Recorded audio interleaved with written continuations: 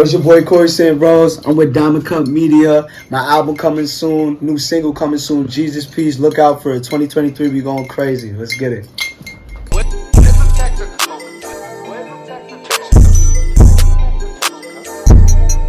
What's good, everybody? It's Tee Becoate, KUT Media, and today I'm here with Corey St.Rose. Let's fucking go. Yo, this has been a long time coming, this interview right here. That's a fact. I feel like we've been saying, yo, we're going to do an interview since what? Since the pandemic? Yeah, since the pandemic. Yeah. We just finally bouncing here. back and forth, and now we here. Facts. From the time that I initially was going to interview you to now, you've got a lot done. That's a fact. Been doing a lot, so that's what's up. I'm happy we finally got the interview. That's a fact. So let's get into it. Corey St.Rose. First off, let's start. How'd you get your name?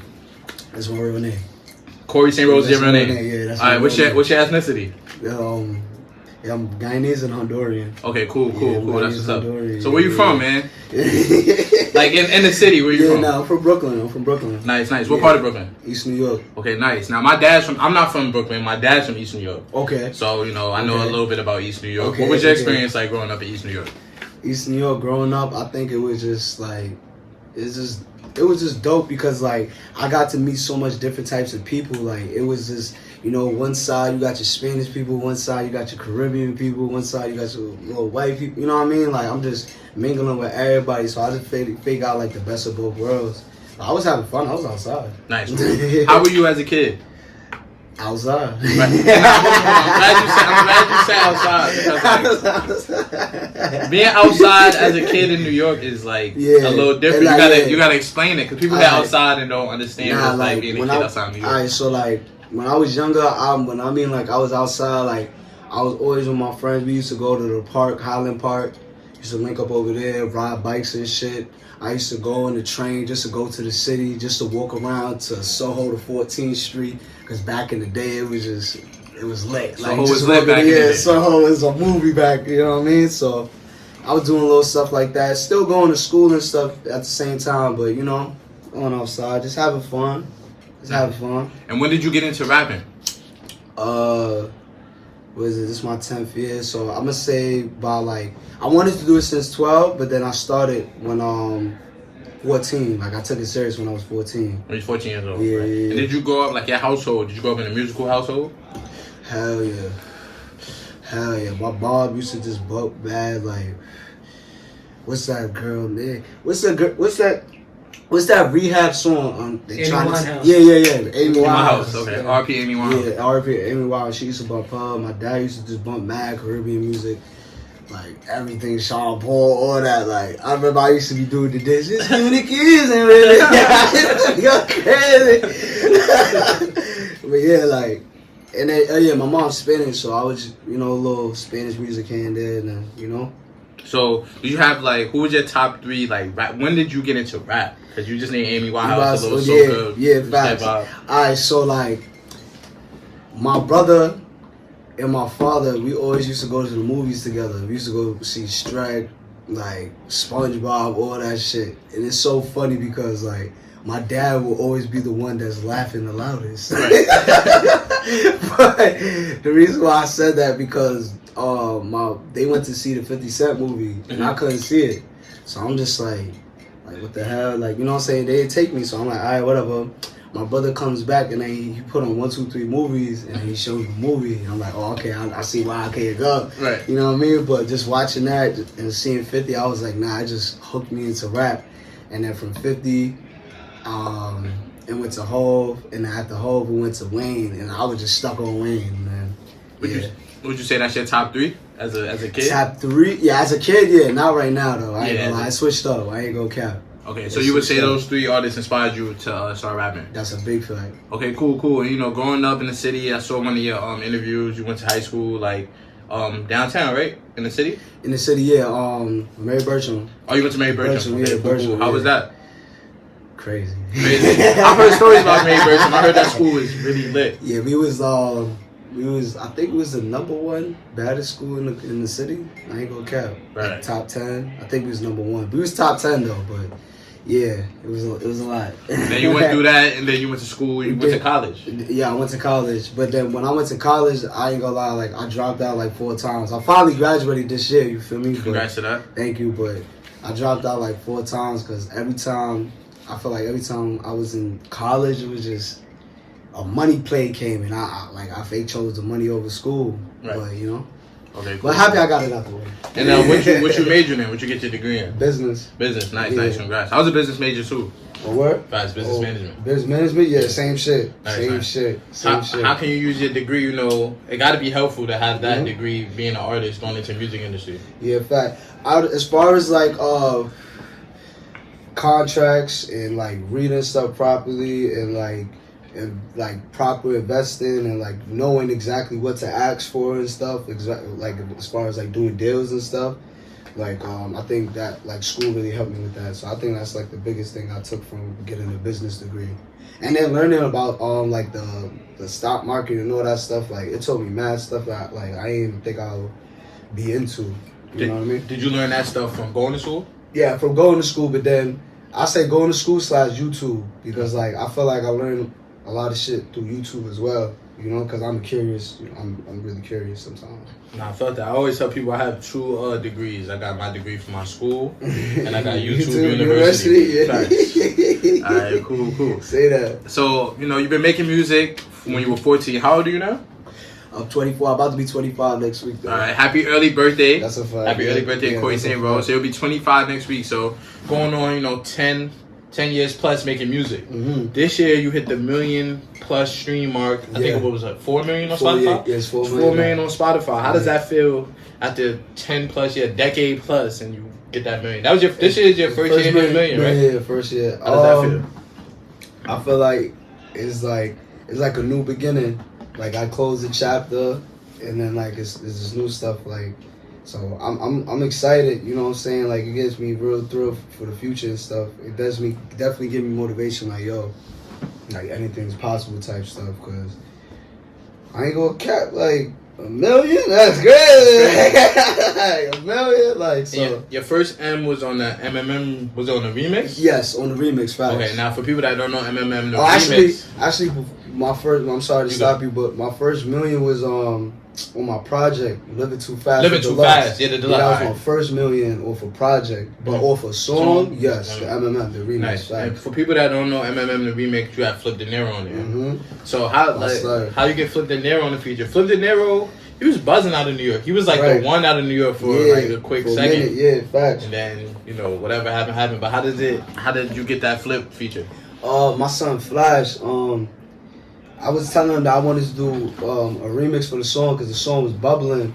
Shout out to Say Cheese. Like I'm gonna keep saying that. Like I got posted on Say Cheese. I want to say like around February. It was already bubbling, but the minute it got on Say Cheese, out of here. But what was your question again? I'm so sorry. How did you get the Flipp? How did I get the Flipp thing?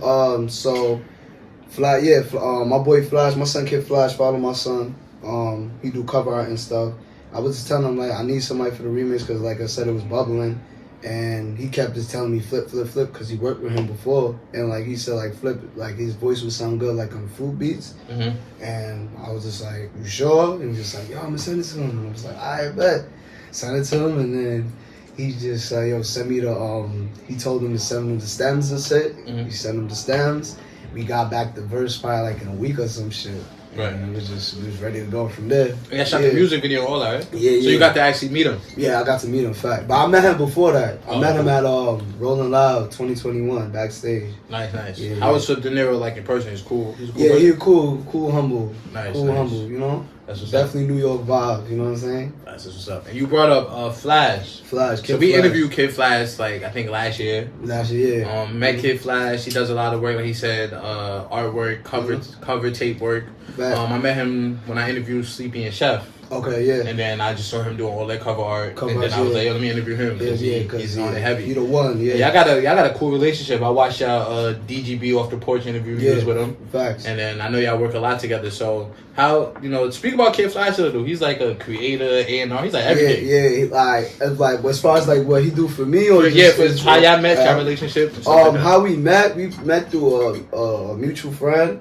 But like I tell people this all the time, like, yo, you can know somebody your whole life, but, like, you could meet somebody you just met, and it's just, like, y'all just click. Like, you know what I'm saying? As soon as me and Flash linked up, we just clicked. Like, I was just my man. So, as far as like what he like we do for each other, we just support each other. Like we don't even look at it as like him A&R or anything, because it's stuff I help him with and it's stuff he helped me with. So it's just like I feel like when you have a relationship, when you both want to see each other win, that's the best thing. You feel me? Like, because a lot of people not like that. A lot of people is stingy with their industry connection. Right. He was never that with me. Like he always like, yo, bro, whoever I know, whoever I mess with, like I'll give it to you, bro. Like I got you. So yeah. So but yeah, he goated, man. Like he going crazy, man. I think. He hit me up yesterday. I think he got like a 16 plaque, some shit like that. Yeah, I never seen anybody get plaques off a cover art. Yeah, he's bro. He's the first. Yes, he's the first one, and he ain't gonna be the last. Like he really gonna start a trend. And you brought up a good point. You talked about industry connects, A&R, and all that. Yeah. The way I met you.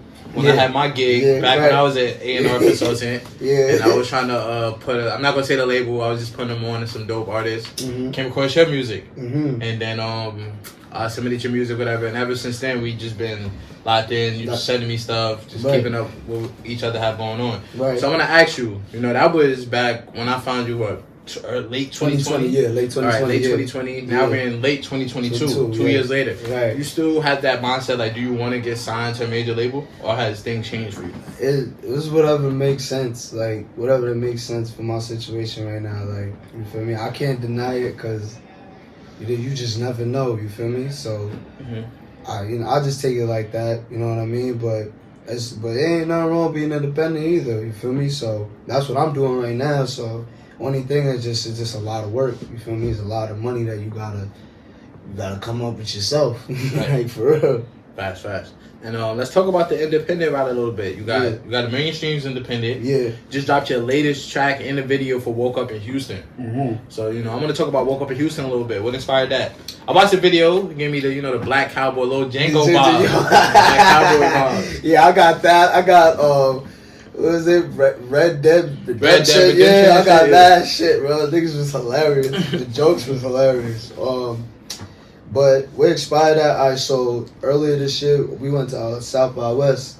Me and Flash, like in March. But we went to Dallas. So when we went to Dallas, we were just there for a little bit, and I was just like, let's go to Houston for a little bit. I heard it's a vibe, and we just went there for like 12 hours. Right. Like 12 hours, and then it was just a vibe, and I just wrote a song about it. You feel me? And then, like, basically that was it. Like, you had the Travis Scott sample. Yeah, Travis Scott, yeah, facts. Shout out to that. That was fire. Yeah, facts. I keep forgetting to produce a name, but shout out to you, bro, because you went crazy on that beat. That ass. And you went to a few cities, like tour-wise, performance-wise. What would you say your favorite city so far? Chicago. Chicago, the shot? Hell yeah, that shit is fire. Oh, my God. When I performed in Chicago, they showed me love. Shout out to Benny the Butcher. He brought me on stage. Dope. I got to open up for him, so yeah, we turned that shit up. All right, nice. And I want to talk about your clothing brand. Yeah. Take Colors Worldwide? Yeah, True Colors Worldwide. True Colors Worldwide. True Colors Worldwide. Talk about that a little bit. What inspired that? And some of the pieces that you guys are putting out. First, I had a project called True Colors before. So, it was kind of like marketing for that. Mm-hmm. So, like, once I dropped it and I seen people dead was like fucking with the clothes, I'm like, hold on. I'm about to start selling this shit. So, right. I got my LLC for it. I started taking it real serious, and just like the meaning as far as True Colors, just being like realizing like just life, you know what I'm saying? Like, cause I just feel like just growing up, I just kept seeing the true colors of just life, and you feel me? So I just like, yo, let me put it in my music, let me put it in my merch, you know what I'm saying? That's why I be telling people like I'm an artist, like I don't really categorize myself as like a rapper. Now, I am a rapper. Let me stop playing. I am a rapper. But like as far as like a rapper, like I'm just an artist because I be playing around because I rap, I engineer, I produce, I do the auto-tune thing. I can sing a little bit on the low. I ain't gonna do it now, but and I rap. So it's just like I do everything. So, right. Yeah. Nice. And how's it having a merch as an independent artist? I heard that's one of the ways that like a lot of indie artists get their revenue is merch and stuff like that. Yeah, facts. Yeah. You just gotta know what the people want. Like for real, like I've been dropping clothes like since like 2019, 2018. So like it's a slow build, but like just now, like I just dropped a hoodie not too long ago, and like that's like my most sold hoodie ever. You feel me? And it was just me, just like let me just put this on. Let me see what people gonna fuck with. So I think it's like the same thing with music, honestly. Like, cause people just gotta like it, they gotta buy it. You feel me? Cause people could click on the song and not like it, whatever. People gotta actually buy your clothes, so they gotta like this shit. So that's why. I think selling clothes kind of harder, to be honest. It's harder than music. I think it's a little bit like I explained. You gotta make people actually buy it. Right. You know what I'm saying? You can't fake that. Right. Facts. And we got your engineer here. Who, yes. Helps you with a lot of your dope tracks. My son Dom. Yes. Dom. Do you want to get in the camera? Yeah. I can pull up. It's a little tight, like a little room. Yeah. Get him in here, man. What's up, Dom? Hey, how you doing? Let the people know who you are. You know, a little bit of what you're doing. What's up, guys? I'm Don Martin. Yeah. I am the main engineer, mix engineer for Corey. Yes. Met back in 2018. 2018. Yeah, 2018. I was working at an old spot back in East New York, actually. Yes. Right. It was Studio 17. Shout out to them. But right now we're in my spot. We're in Mansion Studios in the V-Room. Crazy. Yeah. So we mixed a lot of records here. Worked on a lot of stuff and just continuing to build. So going crazy. Before we get into a little bit of y'all relationship, who's some of the notable artists that came through your studio, Mansion Studios? So far, I mean, we're just a year into it, but Jay Critch has pulled up, Fergie Baby, Jen Carter, Kyle Rich, Sapo Floss, Dread Wu, Evo Loso, a lot of the 092 guys from Canarsie.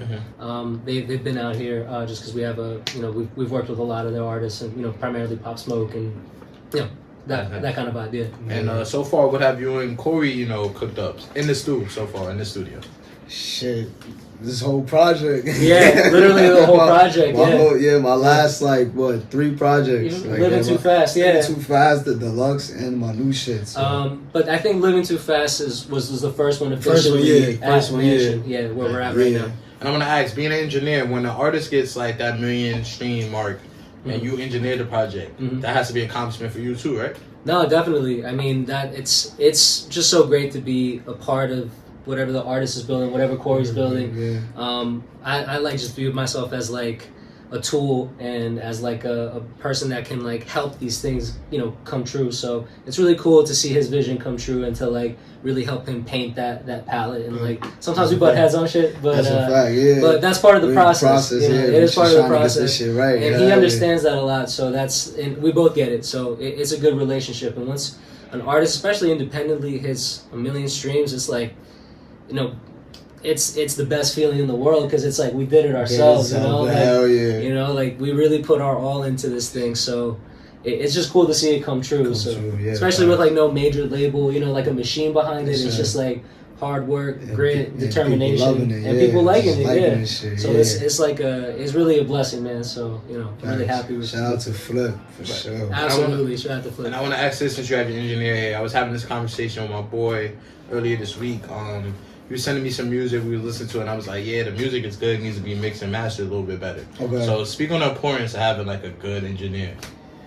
You want him to answer? I want you to answer from the artist's perspective. I'm gonna be real with you. If like I feel like I got songs like I wish I can go back and get a remix and master just because like I didn't listen or I just wanted to drop it or whatever the case may be. Like having a song that's mixed and mastered and sound good, it just uppers your chance of more people liking and engaging with it. You know what I'm saying? So if it don't sound good, people, that's the first thing people gonna get to. How does it sound? How's it sonically sound? It gotta sound good in the club. It gotta sound good in the car. It gotta sound good in your headphones. When you playing it out loud right now, you know what I'm saying? So yeah, like. Get your music mixed and mastered. You know what I'm saying? Get a good engineer. And I want to ask both of y'all here, when do y'all know like, yo, this song is mixed right? Like this the right mix right here. How do y'all, as an engineer and an artist, how do y'all come together? Like, yo, this the right mix? Feeling, yeah, I was just about to say it's a feeling. Yeah. Like I ain't gonna lie, like it's not even on some like I'm bumping, I'm blasting, I'm going crazy to it because there's songs that I love, but it's just like I just stay still and just listen to it. Like you know what I'm saying? So like. like he said, it's just a sound. It's just feeling like, oh yeah, this sound good. Yeah, it's like it doesn't really have like a technical thing. I mean, obviously I do a lot of technical stuff in the background, but for the most part, it's like when he's really happy with it, and like I can live with it. You know what I'm saying? Because like I think for me at least, and for a lot of artists, like I feel like your work is always kind of incomplete. Yeah. And you always want to go back and fix stuff after the fact, but like I feel like with mixes particularly, I think like once we feel good and like just kind of like at peace with it, you know, we can move forward. And we're like, you know what, this is it. Like this is like the thing that sounds right.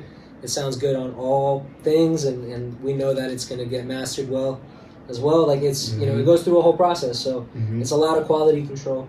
Shout out to Nakor too. Shout out my boy Nakor. And shout out to Draven as well. Yeah, the producer of MMA. One of the producers. David and T Blossom. We gotta shout out them as well. And now I have both of y'all here. 2022 is pretty much over. We got a few more weeks left. That's a fact. What do you have? What's next? The rest of this year and 2023. What's next? Alright, for me, dropping this project, like I'm going straight to it. I'm about to drop a new single like in the next 2-3 weeks. Called Jesus Peace, and I'm just gonna hit him right in the head, like just keep applying pressure and just tunnel vision, like just tunnel vision, and new clothes coming out. I should be going on the road more, and you're gonna see me through a city near you. And to wrap up this interview, I saw on one of your previous interviews said it was a point in time where you thought about giving up the music. Yeah, facts. But you stayed persistent, persevered through that. So to wrap up the interview, if you ever watch any of the Diamond Cut interviews, always ask the artist or the interviewee, to get some gems to somebody that's gonna watch the interview. So what gems can you get to people or future artists or entrepreneurs, anyone, about perseverance? Because you didn't quit, you decided to stick with it. Now you got millions of streams on Spotify. So give people a little bit of gems they can use. I think you gotta believe in it. Like it sounds a little cliche, but like you gotta like really believe in yourself, and you gotta be consistent. I think just one of the biggest things that I took out when I wanted to quit and I felt down was just that, if I could be consistent enough and I drop enough good music, maybe people could feed into it more. Maybe I can get more streams. Maybe I can do this. Maybe and lo and behold, when I was being consistent, dropping quality music, actually taking my time, everything came, It can't happen for everybody, but I just feel like, because I'll be lying if I say everybody could do this shit, like, you feel me? But as far as just mentally, just having that mindset, just, like, once you just got it in your head, it's possible. And I manifest everything. Like, I'll speak a lot of shit to existence. Like, I ain't gonna cap. Like, I'm big on manifestation, so speak it to existence. Work hard, be consistent, and you're going to be all right. You feel me? That's what I just felt, All right, cool. So shout out to Corey St.Rose. Let the people know where they can find you on social media, stream your music. All right, you can Corey St.Rose, COREYST.Rose. You can find my music everywhere, Spotify, Apple Music. It's the same thing, Corey St.Rose. TrueColorsWorldwide.com. You can get my merch. My son Don, Mansion Studios. That's your Instagram, right? So Mansion Studios NYC. Yeah, Mansion Studios NYC. Go to tune in, get a session, and then what's your Instagram? You could tell them so they get mixing and mastering for you. So hit me up for any mixing, mastering, producing. I'm Soydom Martin, SOYDOM Martin, MARTIN. Yeah, and go crazy, man. Go crazy. St.Rose season coming soon. St.Rose 2023. Let's go. We going up. Yeah, let's get it. All right, shout out to Corey St.Rose. I want to thank you for taking your time out today. Yes, finally got the interview. Yeah, that's a fact. Shout out to Don Martin. Shout out to you, bro. Thank you. And Tee Becoate, Diamond Cut Media, signing out. Let's get it.